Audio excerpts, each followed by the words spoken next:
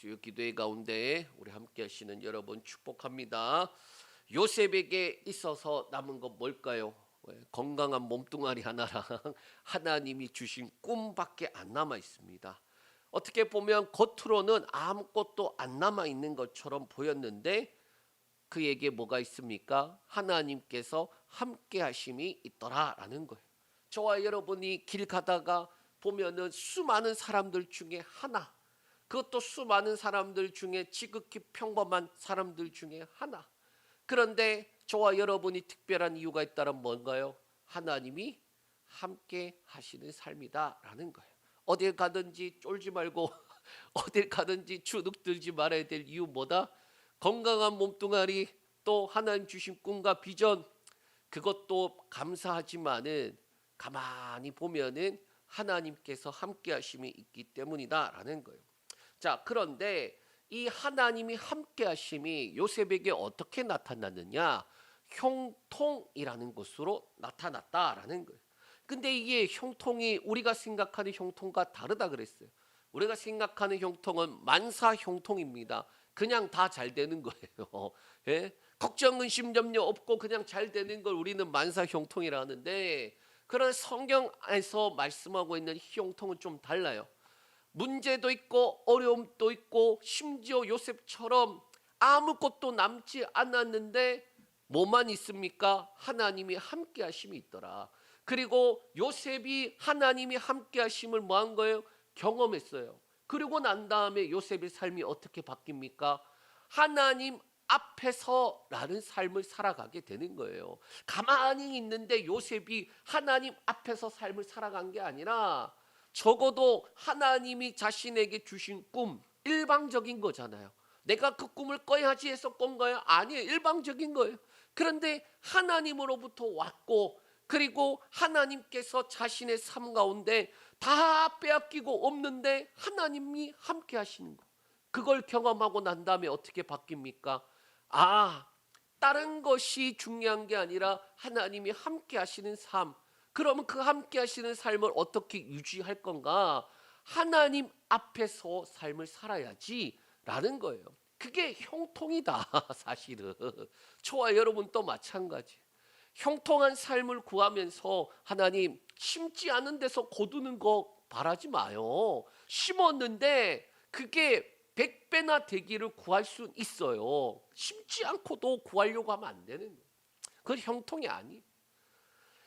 비록 하늘의 씨앗을 심었지만 그 씨앗이 어떻게 되는 거? 30배, 60배, 100배가 되는 거.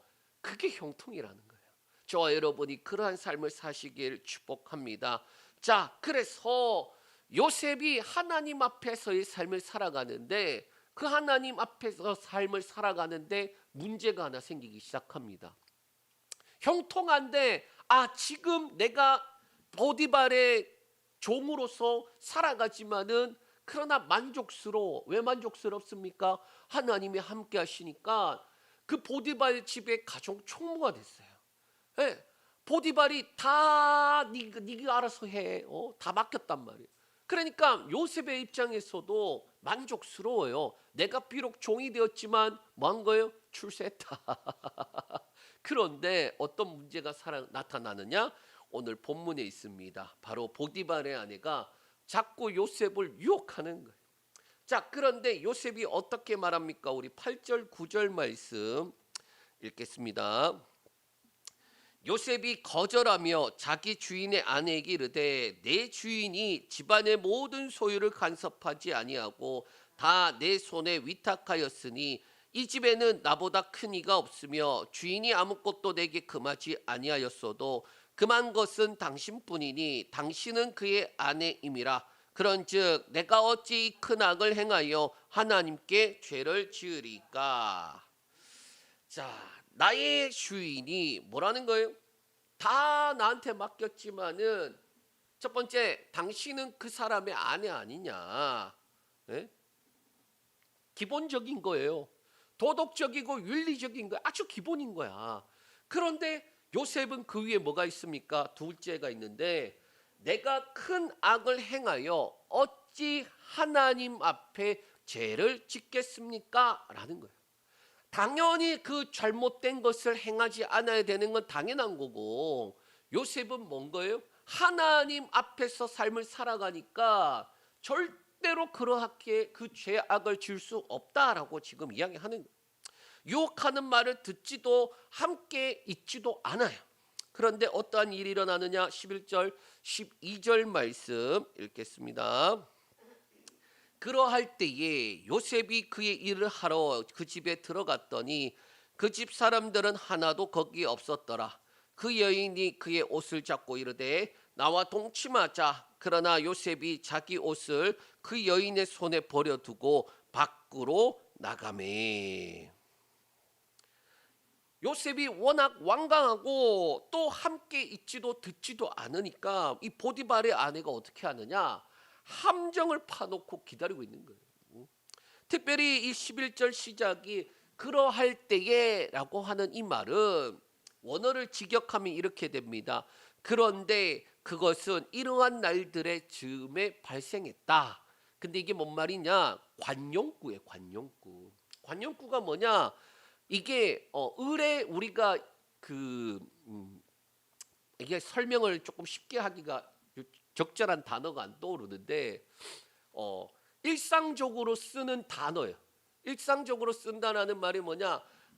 우리가 요걸 이야기를 하면은 문장은 조금 다른 의미 같아 보이지만은 평소에 다 알아듣는 거예요. 속담 알아듣듯이 다 알아듣는 거예요. 이 말이 뭔 말인지에 대해서 그 당시 사람들은 그러할 때라고 이렇게 들을 때 어떻게 듣느냐? 요셉이 지금 이 보디발 아내한테 엄청나게 시달리다가 그러다가 갑자기 특별한 일이 생겼구나. 야, 요셉 힘들었겠다. 요셉이 한 번, 두 번 이렇게 고통당한 게 아니라 지금 여러 차례 그렇게 했단 말이에요. 그러니까 여러 차례 그러고 있던 차에 갑자기 어떠한 일이 생겼느냐? 아무도 집에 사람이 없는데 그 부인이 딱 나타나서 붙잡고 늘어지는 거예요. 요셉은 필사적으로 도망치려 그러고 보디발의 아내는 필사적으로 요셉을 붙잡으려 그러는 거예요. 자, 자기의 옷을 버려두고 밖으로 나가버려요. 그러니까 요셉과 이 필사적인 이 보디발의 아내가 꽝하고 누가 이기나 하는데 요셉이 옷을 버려두고 도망쳐버렸어요. 보디발의 아내가 요셉을 필사적으로 잡고 요셉은 그러한 아내로부터 필사적으로 도망치는 모습이에요. 겨우 어려움 속에서 살아남았다. 내가 하나님 앞에 죄 지을 뻔했다. 그러고 가슴을 쓸어내리고 있는데 어떠합니까? 이야기가 이상하게 전개돼요. 우리 13절에서 15절 말씀 읽겠습니다. 그 여인이 요셉이 그의 옷을 자기 손에 버려두고 도망하여 나감을 보고 그 여인의 집사람들을 불러서 그들에게 이르되 보라, 주인의 히브리 사람을 우리에게 데려다가 우리를 희롱하게 하는도다. 그가 나와 동침하고자 내게로 들어오므로 내가 크게 소리를 질렀더니 그가 나의 소리 질러 부름을 듣고 그의 옷을 내게 버려두고 도망하여 나갔느니라 하고. 자, 여기서 어떻게 합니까? 보디발의 아내가 요셉을 좋아했잖아요. 근데 이 사건 때문에 보디발의 아내가 엄청나게 화가 났어요. 미움이 극하게 올라갑니다. 그래서 보니까 왜 그렇게 됐냐? 13절에 보고라는 말이 나와요. 보고. 뭘 봤느냐? 요셉이 완강하게 필사적으로 거절하면서 도망치는 것도 보았고, 또 자신이 필사적으로 요셉을 붙잡았지만 요셉을 못 붙잡고 뭐만 붙잡았어요? 옷만 붙잡은 것을 본 거예요. 이 원어적으로 단순히 보았다라는 의미가 아니라 뭐냐? 요셉을 그렇게 붙잡으려고 했지만은 그렇게 죽어라고 도망치는 요셉도 보고, 그 다음에 자기한테 남은 이 옷가지를 보니 뭐냐? 이제는 수치심과 분노가 그까지 올라왔다라는 거예요. 그 결과 어떻게 됩니까? 14절에 일부러 집에 있는 사람들을 다 내보내놓고서는 이제 다시 또 불러 모은 거예요. 그리고 선동을 합니다.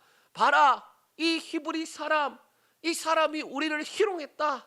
그가 나와 동침하고자 들어오므로 내가 크게 소리 질렀더니 옷을 버려두고 도망쳤다.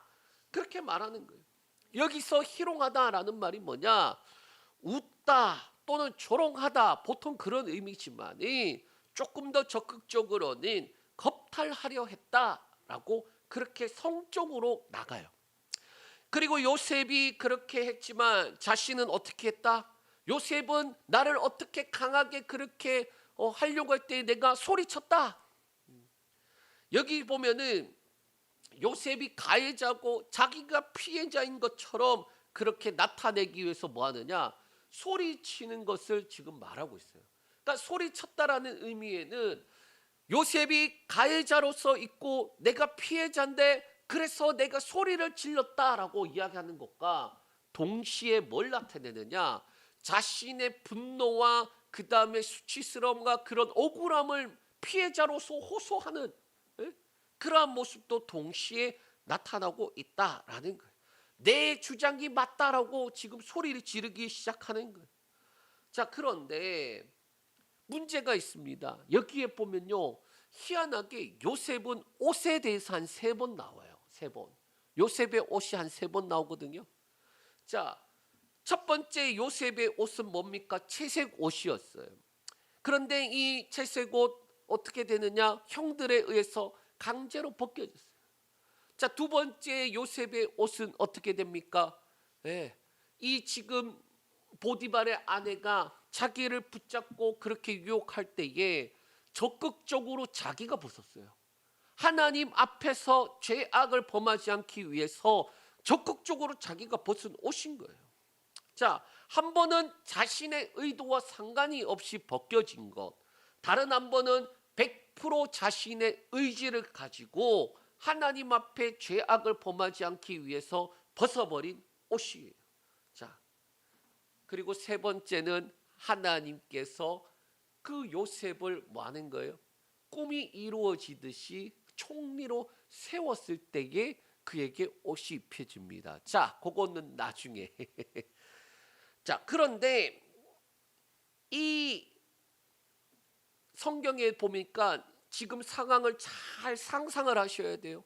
요셉은 벌써 도망치고 없고 지금 보디발의 아내는 소리를 지르고 있고 그리고 집에 종들이 막 몰려오고 있는데 그때 보디발의 아내가 뭐라고 말하느냐? 16절에서 18절 말씀 읽겠습니다. 그의 옷을 곁에 두고 자기 주인이 집으로 돌아오기를 기다려 이 말로 그에게 말하여 이르되 당신이 우리에게 데려온 히브리 종이 나를 희롱하려고 내게로 들어왔으므로 내가 소리 질러 불렀더니 그가 그의 옷을 내게 버려두고 밖으로 도망하여 나갔나이다. 자, 이 16절에 보면 보디발의 아내의 모습이 어떠하냐? 요셉의 옷을 곁에 두고 자기 주인이 돌아오기만을 기다리고 있어요.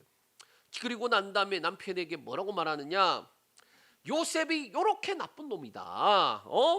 그리고 당신이 지금 보소서, 당신이 데려왔는 이 사람 지금 요셉 보라고 이게 이렇게 악한 놈이다라고 지금 그거 하려고 뭐 하느냐? 지금 길을 모으고 옷을 두고 그 다음에 이 분노를 계속 씩씩거리면서 지금 남편 오기만을 기다리고 있는 거예요. 자, 그리고 이 모든 일의 잘못은 누구다? 보디발이다. 당신이 데려오지만 않았어도 이런 일이 일어나지 않았다라고 말하는 거예요. 그러면서 불행 중 다행으로 내가 소리를 질렀더니 그가 옷을 버려두고 도망쳤다라는 거예요. 여기서 소리 질러 아까 똑같은 말이에요. 자기가 뭐 하는 거냐? 요셉이 가해자고 나는 피해자입니다 라고 지금 이야기하는 거, 동시에 내 주장이 맞다라고 지금 악을 쓰는 거 있는 것, 그게 두 개 다가 있는 거예요. 강하게 거절했습니다. 요셉이 나쁜 놈입니다. 나는 그를 나쁜 짓을 하려고 할 때에 내가 소리쳤다. 나는 피해자다. 그 다음에 그 소리가 지금 그들에게 점점 강하게 악을 쓰듯이 이야기하는 거예요. 자, 보디발은 어떻게 합니까? 지금 이 아내의 말만 듣고 그 다음에 그가 행동하기 시작해요. 우리 한번 보겠습니다. 19절에서 20절 말씀 읽겠습니다. 그의 주인이 자기 아내가 자기에게 이르기를 당신의 종이 내게 이같이 행하였다 하는 말을 듣고 심히 노한지라. 이에 요셉의 주인이 그를 잡아 옥에 가두니 그 옥은 왕의 제수를 가두는 곳이었더라. 요셉이 옥에 갇혔으나, 자, 이 보디발의 모습이 어떠합니까? 자신의 아내의 말만 들어요. 자, 성경에 보면은 17절에서 19절에 이 말 또는 말하다, 이 명사와 동사형으로 5번이나 쓰이거든요.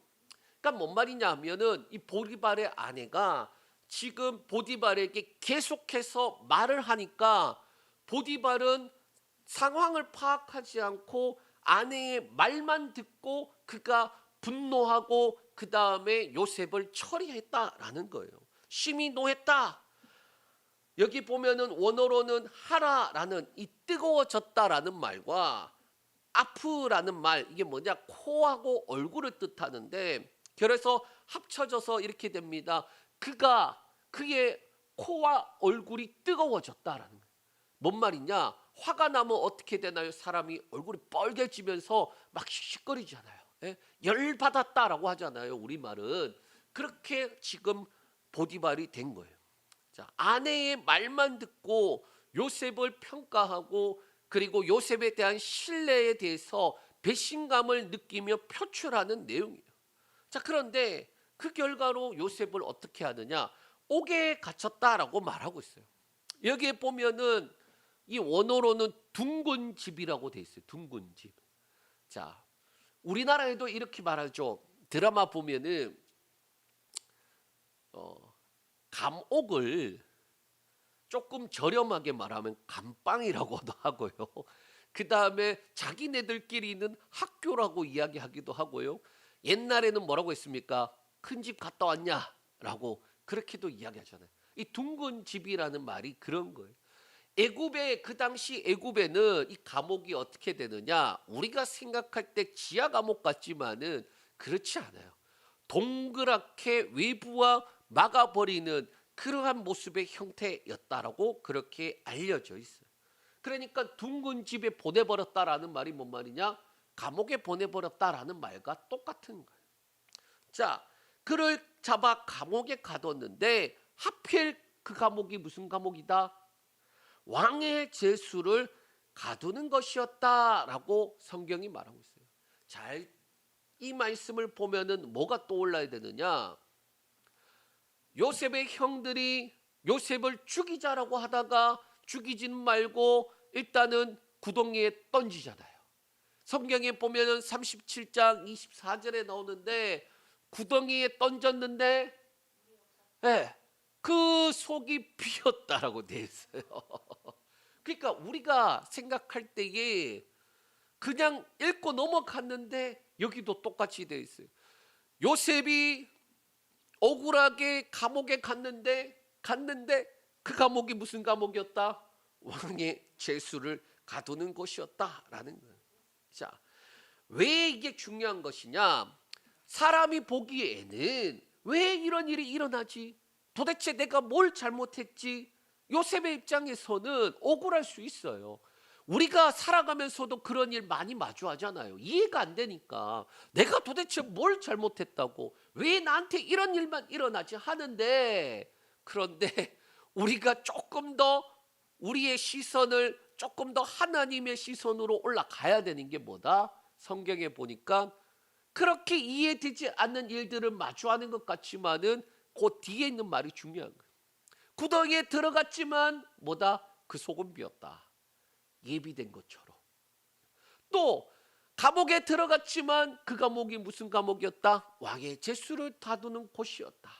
예, 그럼요. 자, 그러면서 어떻게 말하느냐? 21절 말씀. 자, 우리 21절 말씀 넘어가기 전에 하나만 더. 자, 요셉의 입장을 한 번 더 생각해 보길 원해요.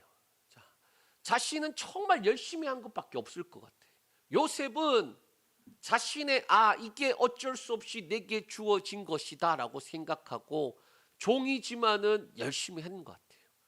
그런데 자기가 잘못한 것도 없는데 하나님 앞에서 살려고 몸부림친 것밖에 없는데 억울하게 감옥에 가잖아요. 꿈을 가졌고 그 꿈을 포기받도록 강요되는 그러한 일들이 여러 차례 있었고, 지금은 그 꿈을 넘어서서 하나님 앞에서 살려고 하는데, 그런데 그것을 포기하게 만드는 삶으로, 상황 환경과 여건으로 강요받는 거예요. 저와 여러분도 우리가 예수 그리스도를 믿고 난 다음에 하나님의 자녀가 됐는데 교회 안에서만 있으면 얼마나 좋아. 예? 맨날 말씀 보고 기도하고 있으면 얼마나 행복해요. 그러나 세상을 향해 나아가야 되잖아요. 그런데 세상을 나가면은 대번 부딪히는 게 뭡니까? 세상의 법이에요. 하나님의 말씀과 약속을 가지고 믿음으로 살아야지라고 하는데 세상에 나가면은 대번 부딪힌단 말이에요. 너 그렇게 살면 손해봐. 그래서 포기하게끔 강요받는다는 거예요. 그런데 성경이 뭐라고 되어 있느냐? 요셉이 옥에 갇혔지만, 20절 후반부, 요셉이 옥에 갇혔지만, 그리고 난 다음에 21절 우리 읽겠습니다. 여호와께서 요셉과 함께 하시고 그에게 인자를 더하사 간수장에게 은혜를 받게 하시매. 아멘. 이 요셉의 눈에는 안 보이겠지만, 또는 보이는지 모르겠지만, 구덩이에 들어간 것처럼 보였겠지만 하나님이 함께 하시고, 이번에는 또 뭐가 있습니까? 그에게 인자를 더하사라고 말씀하고 있어요. 여기서 인자는 사람의 아들 뜻하는 예수님 말하는 그 인자 말고 헤세드라는 단어예요. 헤세드 뭐냐? 무조건적인 은혜, 무조건적인 사랑이에요. 하나님께서 함께 하실 뿐만 아니라 이번에는 인자를 더해 주셨다는 거예요. 인자를. 하나님이 함께 하심으로 뭐가 주어졌습니까? 나타나는 게 형통이라 그랬어요. 자, 하나님 앞에서 나는 살겠다라고 그렇게 결단하는 요셉에게 하나님이 함께 하실 뿐만 아니라 뭘 더하셨다? 인자를 더하셨다. 하나님께서 인자를 더하니까 어떻게 되느냐? 그 뒤에 나오는 단어가 은혜라는 단어가 나와요. 네? 얼마나 큰 감사입니까 이게? 그러니까 하나님 앞에 우리가 하나님 앞에 하나님과 함께 살아가는 거, 하나님과 함께 살아가는 거, 하나님과 함께 해야지라고 하는데, 그런데 이내 우리가 말씀을 지키고 말씀을 붙잡고 믿음으로 살아가지 못하고 그럴 때가 있어요. 예. 기도해야 되는데, 저도 기도해야 되는데, 예.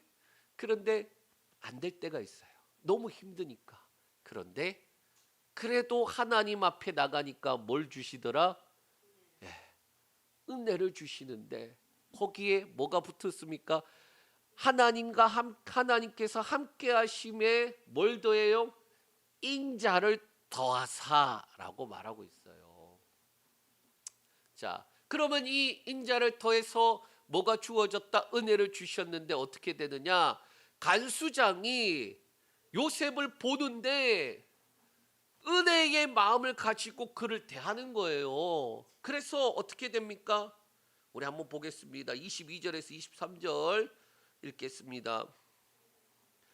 간수장이 옥중 제수를 다 요셉의 손에 맡김으로 그 재반 사물을 요셉이 처리하고, 간수장은 그의 손에 맡긴 것은 무엇이든지 살펴보지 아니하였으니 이는 여호와께서 요셉과 함께 하심이라. 여호와께서 그를 범사에 형통하게 하셨더라. 아멘. 하나님께서 함께 하심과 또 거기에 인자를 더하심이 어떻게 나타났느냐? 예? 구덩이 속에도 이비한 것이 있고 감옥에도 뭐가 있습니까? 사랑받는 그러한 사람이 되더라.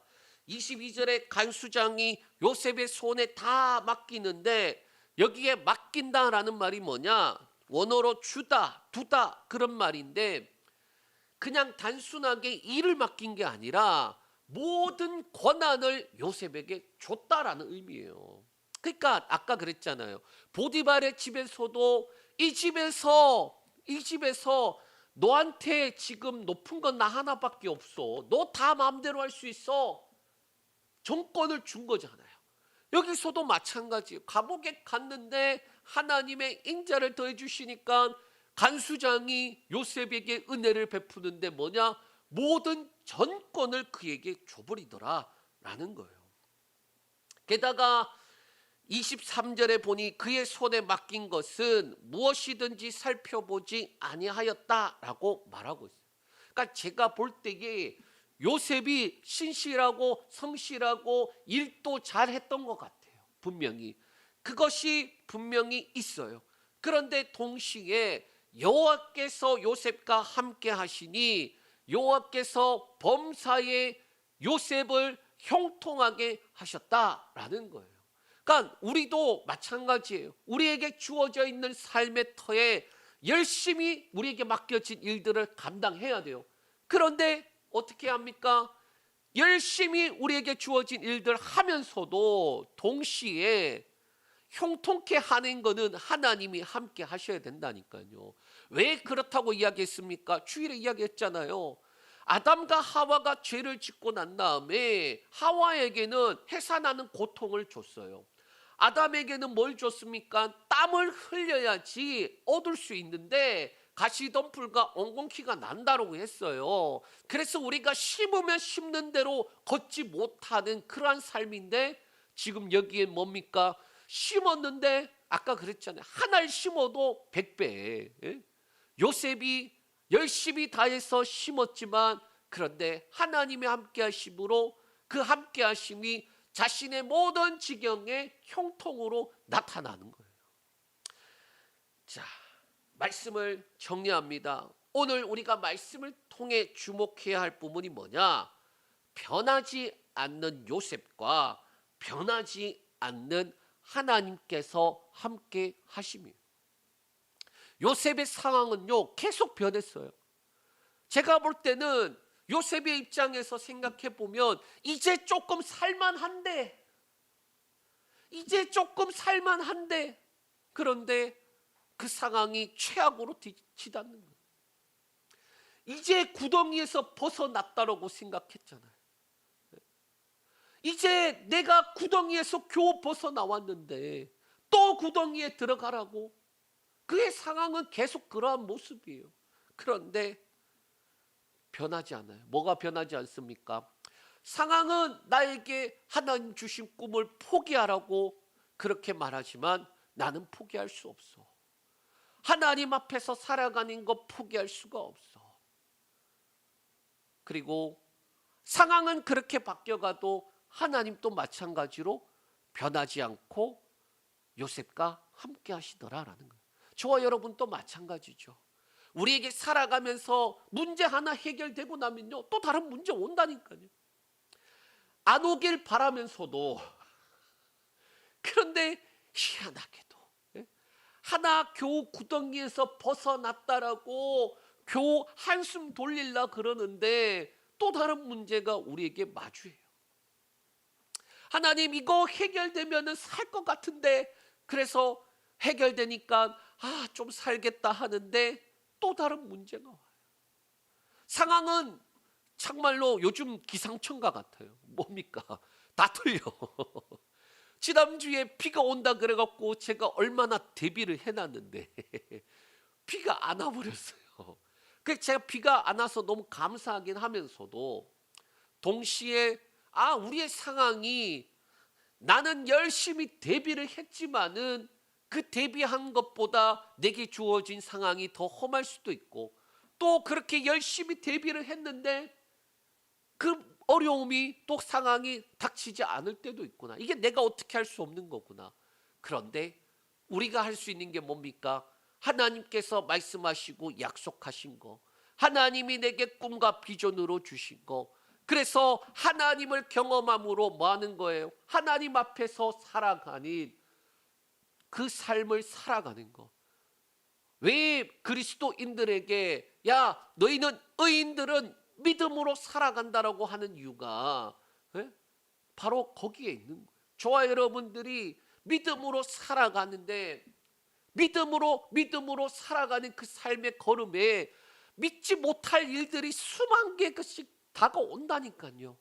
그럼에도 불구하고 나는 믿음으로 살아가기로 결단하고 하나님 앞에 은혜와 도우심을 구하면서 성령 안에서 걸어가고 있지 않냐라는 거예요. 하나님께서 함께 하심으로 요셉은 변하지 않는 그 하나님의 함께 하심이 이제는 그 함께 하심에 더하여 인자가 더해지는 그러한 모습을 경험합니다. 요셉의 형들이 그랬습니다. 꿈꾸는 자가 오는도다. 그의 꿈이 요셉을 죽이면 그의 꿈이 어떻게 되겠는가? 죽이려고 한다니까요. 또 요셉을 내가 가져야 되겠다 그러면서 유혹하던 보디발의 아내 앞에 왜 요셉이 형통한 사람인지 나타나는 거예요. 나는 하나님 앞에서 살아가는 사람, 하나님 앞에서 살겠다라고 결단하며 걸어가는 사람. 또 다른 구덩이 같은 감옥에 억울하게 갇히게 되었지만 상황은 최악 같은 상황이지만 그러나 변하지 않는 것 하나님께서 함께 하심이. 그리고 이번에는 하나님께서 함께 하심이 하나님의 인자가 더함이 되었다라는 거예요. 오늘 말씀 앞에 우리가 서면서 나는 상황이 변할 때에 변하는 것이 무엇인가? 형통할 때만 하나님 찾다가 어려워지면 하나님을 원망하지는 않는가? 사람들이 인정해 줄 때는 믿음을 지키다가 억울한 일 만나면 믿음의 자리를 떠나진 않는가? 요셉은 변하지 않았고 하나님도 변하지 않았어요. 요셉과 함께 하시고 그 위에 인자를 더해 주셨다라는 거예요. 오늘 이 밤 하나님, 우리가 하나님 앞에서 살길 원합니다. 상황 환경과 여건은 너무나도 최악의 상황으로 가는 것처럼 그래서 이렇게 살아야 합니까? 라고 그렇게 고통스러울 때에 하나님 우리에게 하나님 앞에 변치 않는 믿음을 고백하며 결단하며 살아갈 은혜를 주시고 더 나아가 변하지 않는 그 하나님 위에 인자를 더하신 하나님을 경험하게 하여 주시옵소서. 그렇게 결단하며 나아가는 저와 여러분 되시기 축복합니다.